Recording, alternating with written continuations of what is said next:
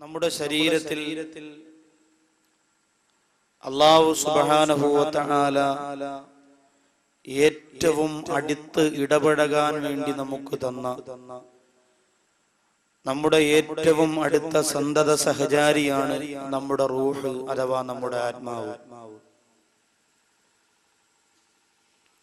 ആമുഖ ഭാഷണങ്ങളൊക്കെ മാറ്റിവെച്ചുകൊണ്ട് വിഷയത്തിലേക്ക് തന്നെ ഞാൻ നേരെ കടക്കുകയാണ്. കാരണം കഴിഞ്ഞ ദിവസങ്ങളിലൊക്കെ 7:30 മണിക്ക് പ്രഭാഷണം ആരംഭിച്ചിരുന്നു. ഇന്ന് വൈകിപ്പോയി. അതുകൊണ്ട് തന്നെ ബാക്കിയുള്ള കാര്യങ്ങളൊക്കെ നാളത്തേക്ക് മാറ്റി വിഷയത്തിലേക്ക് കടക്കുക. നമ്മുടെ ശരീരത്തിന്റെ ഏതു ഭാഗത്തിന് എന്ത് അപകടം സംഭവിച്ചാലും ആ സംഭവിച്ചുപോയ ഭാഗത്തിന്റെ പേരിൽ സങ്കടം രേഖപ്പെടുത്തിയിട്ട് ആ അപകടം മാറ്റുവാനും ആ ബുദ്ധിമുട്ട് ഒഴിവാക്കുവാനും ഞാനും നിങ്ങളും ഒരുപാട് പരിശ്രമിക്കുന്നവരാണ്. നമ്മുടെ ജീവിതത്തിൽ അങ്ങനെ വേണ്ടപ്പെട്ടതിനൊക്കെ നഷ്ടം വരുമ്പോൾ വളരെ പ്രയാസത്തോടെ ആ നഷ്ടം നികത്താൻ പരിശ്രമിക്കുകയും കഷ്ടപ്പെടുകയും ചെയ്യുന്നവരാണ് ഞാനും നിങ്ങളും. എന്നാൽ അല്ലാഹു സുബ്ഹാനഹു വ തആല ജീവിതകാലത്തുടനീളം നമ്മുടെ സന്തത സഹചാരിയായി നമ്മുടെ ശരീരത്തിലേക്ക് തന്നിരിക്കുന്ന ഒരു വസ്തുവാണ് റൂഹ് അഥവാ ആത്മാവ് എന്ന് പറയുന്നത്. ഈ ആത്മാവിനെ സംബന്ധിച്ചുള്ള ചർച്ച നമുക്ക് വളരെ കുറവാണ്. അതിനെക്കുറിച്ചുള്ള ചിന്തയും വളരെ കുറവാണ്. എപ്പോഴാണ് അല്ലാഹു സുബ്ഹാനഹു വ തആല ആദ്യമായി നമ്മുടെ ശരീരത്തിലേക്ക് ആത്മാവിനെ തരുന്നത്? ഉമ്മായുടെ ഉദരത്തിനകത്ത് ആദ്യം ഒരു രക്തക്കട്ടയായി, പിന്നെ ഒരു മാംസക്കട്ടയായി, 4ാമത്തെ മാസം പരിപൂർണതയിലേക്ക് എത്തുമ്പോഴാണ് അല്ലാഹു ജല്ല സുബ്ഹാനഹു വ തആല ആ ഉമ്മായുടെ ഉദരത്തിനകത്ത് കിടക്കുന്ന ശരീരത്തിന് ചലനം കൊടുത്തുകൊണ്ട് അല്ലാഹു റൂഹിനെ ആ ശരീരത്തിലേക്ക് കൊടുക്കുന്നത്. അതുവരെ നമുക്ക് റൂഹില്ല, ആത്മാവില്ല. അതുവരെ ഈ സഹോദരിയുടെ ഗർഭവതിയായ സഹോദരിയുടെ വയറ്റിന്റെ അകത്ത് ചലനം ഇല്ല. 4ാമത്തെ മാസം കഴിയുമ്പോ വലത്തെ കൈകൊണ്ട് ഇങ്ങനെ വയറ്റിന്റെ ഭാഗത്ത് വെച്ചിട്ട് ഭാര്യ ഇങ്ങനെ പറയാറുണ്ട് ഭർത്താവിനോട്, ഇതാ കുഞ്ഞിന്റെ കാലിവിടെ ഇങ്ങനെ അനങ്ങുന്നു, കുഞ്ഞിന്റെ തലതാ ഇവിടെ ഇങ്ങനെ അനങ്ങുന്നു, നിങ്ങളെ പോലെയാണ്, കിടന്ന് ചാടുകയാണ് എന്നൊക്കെ, ഓടുകയാണ് എന്നൊക്കെ പറയാറുണ്ട്. ഇത് നമ്മുടെ ജീവിതത്തിന്റെ ഒരു രസമാണ്. അല്ലാതെ ഉസ്താദ് ഇതെന്താ ഉസ്താദ് ഇങ്ങനെ പറയണേ?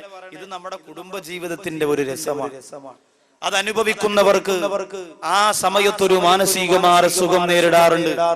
അല്ലാഹു സുബ്ഹാനഹു വ തആല ഈ പരിശുദ്ധമായ വേദിയിൽ മക്കളില്ലാത്തവരാരെങ്കിലും ഇരുന്ന് സങ്കടപ്പെടുകയാണെങ്കിൽ റഹ്മാനായ പടച്ചതമ്പുരാൻ ഈ പരിശുദ്ധമായ വേദിയിൽ നാം ഇന്ന് പൊട്ടിക്കരഞ്ഞുകൊണ്ട് ചെയ്യുന്ന ദുആഇന്റെ ബറക്കത്ത് കൊണ്ട് ആരോഗ്യമുള്ള സ്വാലിഹീങ്ങളായ മക്കളെ എല്ലാ തടസ്സങ്ങളും നീക്കി അല്ലാഹു അവർക്ക് പ്രദാനം ചെയ്യട്ടെ. അപ്പോ ജീവിതത്തിന്റെ ഏറ്റവും വലിയ സന്തോഷമുള്ള ഒരു സമയമാണ് ഒരു കുഞ്ഞുണ്ടാകാൻ പോകുന്നു എന്നറിയുമ്പോൾ. ഭാര്യയുടെ ഉദരത്തിനകത്ത് 4ാമത്തെ മാസമാണ് ചലനം നടക്കുന്നത്. അല്ലാഹു സുബ്ഹാനഹു വ തആല റൂഹ് ഊതുന്ന സന്ദർഭമാണത്. അന്നു മുതൽ നമ്മുടെ കൂടെ വന്ന റൂഹ് നമ്മെ ഉമ്മ പ്രസവിച്ചപ്പോഴും നമ്മുടെ കൂടെയുണ്ട്.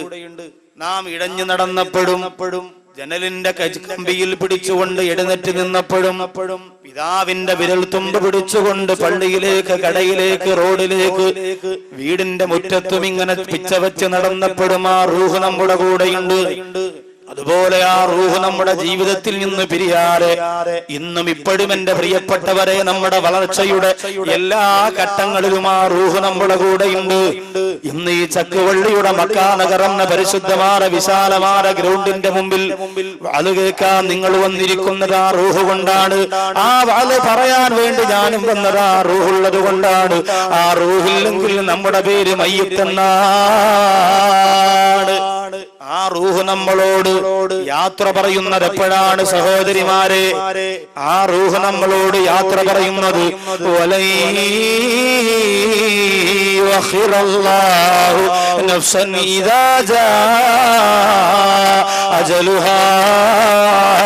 വല്ലാഹു ഖബീറും ബിമാ തഅമലൂൻ. അള്ളാഹു എനിക്കും നിങ്ങൾക്കും നിശ്ചയിച്ചിരിക്കുന്ന ആയുസ്സുണ്ടല്ലോ, ആ ആയുസ്സിന്റെ സമയമെത്തുമ്പോ അബ്ദുൽ അർവാഹ് മലക്ക് ഇസ്രായീൽ അലൈഹിസ്സലാത്തു വസ്സലാം വരികയാണ്, നമ്മുടെ റൂഹിനെ കൊണ്ടുപോവുകയാണ്. ആ സമയത്ത് നമ്മുടെ രണ്ട് കണ്ണുകളിലൂടെ റൂഹ് പുറത്തു പോകുമ്പോ ആ രണ്ട് കണ്ണുകളും പുറത്തേക്ക് വന്നുകൊണ്ട് ഇന്ന റൂഹ തബിഉൽ ബസറു, ആ റൂഹ് ഉയർന്നു കൊണ്ടിരിക്കുമ്പോ ആ ഊരിയെടുത്തു കൊണ്ടുപോകുന്ന റൂഹിലേക്ക് നോക്കിയിട്ട് നിന്റെ രണ്ട് കണ്ണുകളും പുറത്തേക്ക് വന്നുകൊണ്ട് അത്ഭുതത്തോടെ പുറത്തേക്ക് തള്ളുന്ന പോലെ ഇരിക്കുന്നത് ആ റൂഹ് പിരിഞ്ഞു പോകുന്നത് നോക്കുന്നത് കൊണ്ടാണ്. അങ്ങനെ നമ്മുടെ റൂഹ് പിരിഞ്ഞു പോകുമല്ലോ എന്റെ പ്രിയപ്പെട്ടവരെ. അതുകൊണ്ട് സഹോദരങ്ങളെ, സഹോദരിമാരെ, നമ്മുടെ റൂഹ് പിരിയുമ്പോൾ നല്ല മുഅ്മിനീങ്ങളായ മുഖ്ലിസീങ്ങളായ രീതിയിൽ വേണം ആ റൂഹിനെ നാം തിരിച്ചു പടച്ച തമ്പുരാൻ 4-ാമത്തെ മാസം ഉമ്മാടെ ഉദരത്തിനകത്ത് വെച്ച് നമുക്ക് തന്ന റൂഹിന് അല്ലാഹുവിന്റെ ഭാഗത്തേക്ക് പടച്ച തമ്പുരാൻ തിരിച്ചു കൊണ്ടുപോകുമ്പോ പത്തരമാറ്റത്തെ ഈമാന്റെ പവറുള്ള ആത്മാവാക്കിയതിനെ മടക്കി കൊടുക്കണം. ഇല്ലെങ്കിൽ പ്രശ്നമാണ്. അതിനെ മടക്കി കൊടുത്തേ മതിയാകൂ. റൂഹുകൾ 5 വിധമാണ്. ഇന്നൽ അർവാഹ അലാ ഖംസതി അഖ്സാം, ആത്മാവുകൾ 5 വിധമാണ്. ഇന്ന റൂഹ അലാ ഖംസതി അഖ്സാം, 5 വിധമാണ് റൂഹുകൾ. ഒന്ന് അർവാഹുൽ അംബിയ, അംബിയാക്കന്മാരുടെ റൂഹ്. 2 അർവാഹുൽ ശുഹദാ, രക്തസാക്ഷികളായ ശുഹദാക്കളുടെ റൂഹ്. 3 അർവാഹുൽ മുതീഇന മിനൽ മുഅ്മിനീൻ, മുഅ്മിനീങ്ങളിൽ നിന്നും അല്ലാഹുവിനെ വഴിപ്പെട്ട് ജീവിച്ചവരുടെ റൂഹ്. 4 അർവാഹുൽ ഉസാത്തി മിനൽ മുഅ്മിനീൻ, വിശ്വാസികളിൽ നിന്ന് തെറ്റ് ചെയ്ത് ജീവിച്ചവരുടെ റൂഹ്. 5 അർവാഹുൽ കുഫാർ, സത്യനിഷേധികളുടെ റൂഹ്. ഒന്നാമത്തെ റൂഹ് അർവാഹുൽ അംബിയ, അംബിയാക്കന്മാരുടെ റൂഹ്. അതെന്താണെന്നറിയോ? ഇദാ ഖറജത്ത് മിൻ അജ്സാദിഹാ, അംബിയാ മുർസലീങ്ങളുടെ ശരീരത്തിൽ നിന്ന് ആ റൂഹ് പുറപ്പെട്ടു കഴിഞ്ഞാൽ മിസ്ലുൽ മിസ്കി വൽ കാഫൂർ, കസ്തൂരിയെ പോലെ കർപ്പൂരത്തെ പോലെ സുഗന്ധമാ റൂഹിനുണ്ടാകും. എന്നിട്ടോ അത് സ്വർഗത്തിലാണ്, ഫിൽ ജന്നത്തി, സ്വർഗത്തിലാണ്. ആ സ്വർഗത്തിന്റെ ഭക്ഷണം അത് കഴിക്കുന്നതാണ്. ആ സ്വർഗത്തിന്റെ വെള്ളവും അത് കുടിക്കുന്നതാണ്. ആ സ്വർഗത്തിന്റെ സുഖം മുഴുവനും അനുഭവിക്കുന്നതാണ്. അംബിയാ മുർസലീങ്ങളുടെ റൂഹ് അവരുടെ ശരീരത്തിൽ നിന്ന് പിരിഞ്ഞാൽ നേരെ അല്ലാഹു ഡയറക്റ്റ് അതിനെ സ്വർഗത്തിൽ കൊണ്ടുപോകും.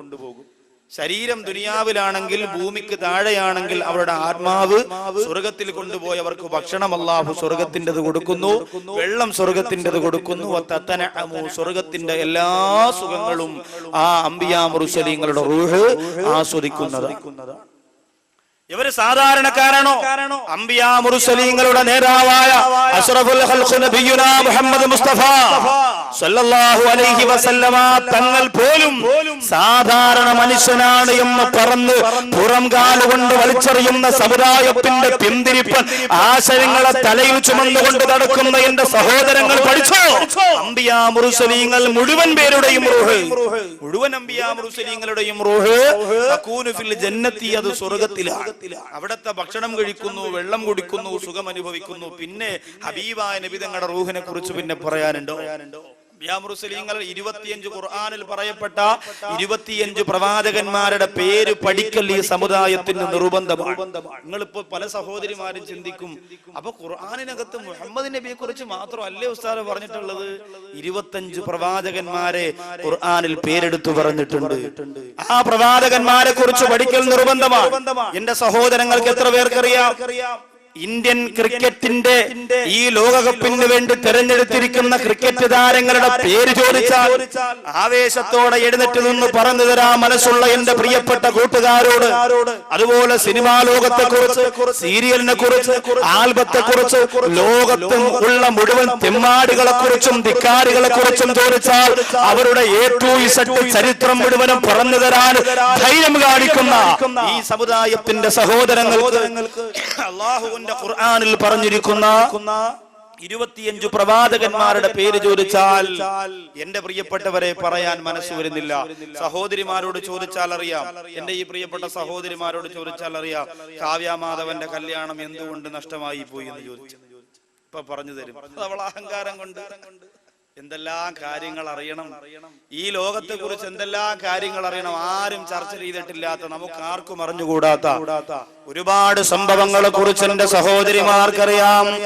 എന്നാൽ എന്റെ പ്രിയപ്പെട്ടവരെ, ഖുർആനിൽ പറയപ്പെട്ടിട്ടുള്ള 25 പ്രവാചകന്മാരുടെ പേര് എന്റെ സഹോദരിമാർക്കറിയോ? പണ്ടുള്ള ഉപ്പമാരുണ്ടല്ലോ, ആദം, ഇദ്രീസ്, നൂഹ്, ഹൂദ്, നബി സാലിഹ്, ലൂത്ത്, ഇബ്രാഹിം, സന്തതികൾ ഇസ്മായിലും ഇസ്ഹാഖും യാക്കൂബ്, ജണ്ടും അതിമുകളെങ്കും പവിഴം പോലടകിനും അരസനം തിരിയുസുബവർ, അണികളിൽ വിലസിടും നബി അയ്യൂബവർ, ശുഐബും സുലൈമാനും ആറു നബിയും, മൂസ, ഹൂദും, യസബിൽ, യാസൂബ്, യൂനുസുമേ, സക്കരിയ, ദാവൂദും, യഹ്യ, ഈസ, മുഹമ്മദ് നബിയുല്ലാഹ്, താജുൽ അംബിയ സല്ലല്ലാഹ്.